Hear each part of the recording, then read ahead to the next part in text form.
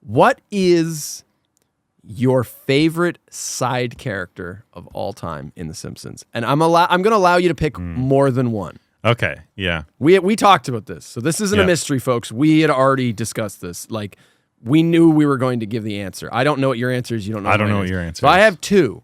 I have two that are unequivocally my favorite side characters of all time. And when we say side character, we mean not the family, not the main core family. Not the core family members. I would count Grandpa Simpson as a side character. He's not in every single episode. He's not in the actual Simpsons household. So any character other than Homer, Marge, Maggie, Lisa, and Bart. Yeah. What do you got, Kevin? I think so I can't narrow it down to just one, but I'll explain my answer. So I think ultimately my favorite is probably Skinner, like Seymour Skinner. Wow, that's an interesting pick. It's either that or Burns. I mean, you mean the real Seymour Skinner, not Amon Tarzarian, not Tamar. Yeah, Tarzarian, whatever. blah bullshit. Not fucking Martin Sheen. Yeah, Martin Sheen. That's my favorite character. No, Skinner is a good pick. I think Skinner, but real Skinner. Yeah, classic Skinner. I think most episodes he's in, he improves them, even if he's just in the background. He also has a few plot. really soulful episodes that are really good. I like him and Bart bonding in separate vocations. Yeah, that's a great episode. He actually has great episodes like that. The one where Selma's Choice is a great early season episode where he falls for no, does he fall for Patty? Is it Selma's Choice? The one where he falls for Patty.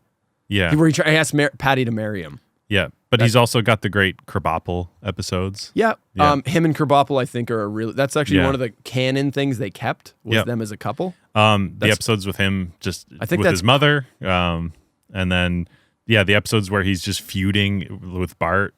He's got a lot of dimensions. There's a lot they can do with that character, whether it's like the romantic angle, just the straight man like loser principal, or just like Bart's enemy kind of thing. And generally, I feel like he improves an episode if he's in it, or if it's a Skinner-focused episode. I'm always like, yes. Or even if he's just a cutaway. Even if he's not the main focus of the episode, you can always use him for like a Vietnam flashback. Skinner's PTSD flashbacks are some of the funniest one-off cutaways in the we did the Valentine's Day one. But anytime Lisa goes to his office and he's sitting at his desk, and then he just like turns and looks out the window. There's the Psycho one. Back in Nam. The Psycho one is fucking amazing. Where he's like, "Oh, Mother, there's Mother now." Listen to your mother, Lisa. I owe everything I have to my mother's watchful eye and swift hand. Oh, there's Mother now, watching me. What's that, Mother? Well, they have a right to be here. It's school business. Mother, that sailor suit doesn't fit anymore. I think we should go. It's like Marge and Lisa are sitting in the office. Yeah. And he's like looking up, and it's got, for whatever reason, the Psycho Hill, which apparently is his home now, is now like on a hill overlooking the school. So I think he's like a really dynamic character because there's many ways they can use him. That's a great choice. They can use him as a gag like that, where it's like, Mother. the Psych reference, or they can just be like, have an innocuous conversation that he suddenly turns into like about Vietnam. Yeah. Where he's like, I was in a Vietnam detention camp, and I was subsisting off of a diet of shrimp, rice, vegetables, coconut.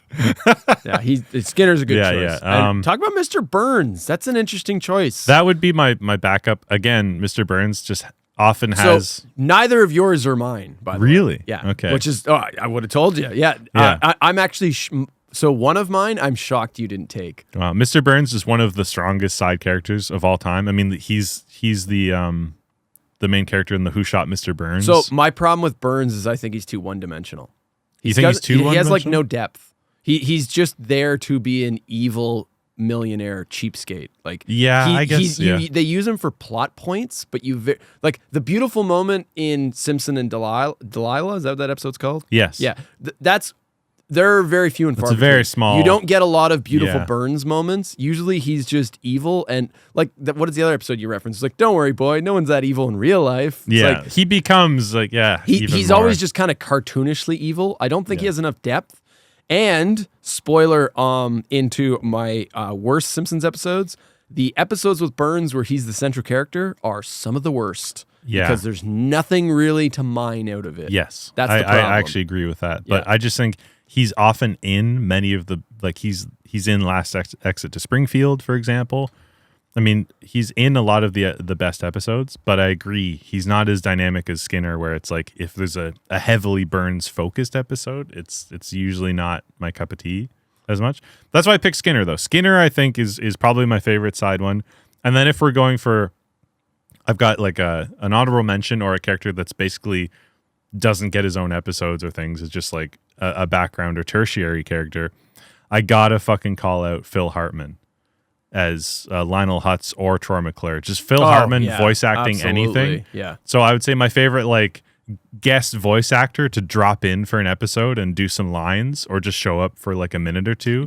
Was he also the monorail guy? Is that he was also the monorail guy? Yeah. So I don't care what it is. Lionel Lanley. If you have Phil Hartman in those classic episodes, I mean, tragically he fucking died. Yeah. But yeah, just him. Like any episode where he shows up, he improves it. And so, ladies and gentlemen of the jury, I rest my case. Mr. Hutz, do you know you're not wearing any pants? What? Ah! Yeah. It could be like a subpar or like a mid-tier episode, but if Phil Hartman shows up and just like, well, we folks, didn't actually do that. We should have done our favorite guest character. Like, just a general guest. Well, my favorite guest one-off character is Harvey Firestein as Carl. Oh, there you go. All so, right. And that's my answer. I'll throw it I don't over to you. off the top of my head, I can't think of a favorite guest one-off character. I have some funny moments, but my favorite side character in The Simpsons is Krusty the Clown. Krusty the Clown. I can't believe you didn't take Krusty. I didn't even think of Krusty. Is fucking amazing. I love the idea of this like child performer that's also just a sleazy fucking guy behind. Like as soon as the curtain comes down, he drops the facade. And he's like a rampant like degenerate with like gambling addiction, and he spends all kinds of money, and he's just like gives into life's vices. He's like shameless at exploiting children. He'll do anything for a buck. Yeah. So many great plots revolve around Krusty too. Like I think a lot of the Krusty centric episodes are really good. What was the one that I said? Oh, Krusty Gets Canceled. Yeah, like, that was in your top 10. One of my top 10 episodes. But I think Krusty works so well as like anytime they need a like, oh, their kids are watching TV, let's put on a couple minutes of a Krusty thing, and you'll get some gold out of those moments. Similar to Skinner, like even if the episode's not focused on him, you can drop him in for like a minute or two as and like the family's watching TV and he's on TV, and it's just like an excuse to do an amazing gag. Let me get this straight. You took all of your money and you bet against the Harlem Globetrotters? Let me get this straight. You took all the money you made franchising your name and bet it against the Harlem Globetrotters? I thought the generals were due. He's spinning the ball on his finger. Just take it. Take the ball. That game was fixed. He bets against the Harlem Globetrotters, the Washington Generals. There's so many good fucking Krusty moments, and Krusty's also one of those guys where it's like, it's very believable that you would have this guy that is extremely successful by any metric, but behind closed doors, he just is nothing but problems. He's just a mess. He's a mess, and he's just always like is down. Basically, it's like Krusty. You've got you have products. Infinite, your face is on everything, just all these products, and yet you have no money for it. You're on air constantly. You have one of the most popular children's shows, of all time, and yet you don't have a pot to piss in for some reason. You just he creates his own. He's his own worst enemy. You know? So I love Krusty. But they do have episodes that like humanize him, like the episode with his father where he searches for his father. We'll get to that. Oh, okay. Yeah. Spoiler. And then I'm gonna pick one more. Yeah, honorable mention. Honorable mention, Chief Wiggum. Oh, I almost picked Chief Love Wiggum. Wiggum. Yeah, Love Wiggum. Wiggum as the. I mean, yes, he's kind of he's a one-dimensional character. He is the inept, bumbling police chief of Springfield. Yeah. And the idea is like he's supposed to be, because often you get these people in seats of authority, like, in positions of power. Positions of power and authority. Like the joke that this quaint American town, the guy who's the head of the police, and he's just completely inept at his job. Yeah. But he has some of the voice of Chief Wiggum. The voice is never not funny. Never not the line funny. Delivery. Yes. Yeah. Oh, yes, we won! We won! We won! Unfortunately, since I bet on the other team, we won't be going for pizza. It's never not funny. Yeah. And you can put Wiggum in so many situations and it's always funny. Yeah. He just has so many great lines. Pick 'em away, toys. Some of my favorite, some of the best interactions he has is when he teams up with Homer, because they're very similar. So you get Homer and the Eighth Amendment or whatever, the Bear Baron episode. The Bear Baron episode. Where he helps Wiggum get his job back. Yeah. Marge on the Lam, the one where Homer's like depressed and he goes up to like the Springfield sign, and Wiggum has like a hidden like was it called a sill where you're like making your own alcohol? Yes. Yeah. And he just runs into Homer, and then the two of them are just driving on like a country road. Do you remember this? Yeah. Yeah. That they have great interactions. Yeah. I mean, I have Wiggum. him in one of my top episodes in I Love Lisa. He's got a lot of screen time in that as like Ralph. I mean, he's Ralph Wiggum's dad. Yeah. So there's interactions there in episodes. So Wiggum is just never not funny. His voice is perfect his voice will always make you chuckle, because the voice delivery is always just spot on. Yeah. And there's just so many good Wiggum moments. So yeah. there you go. Awesome.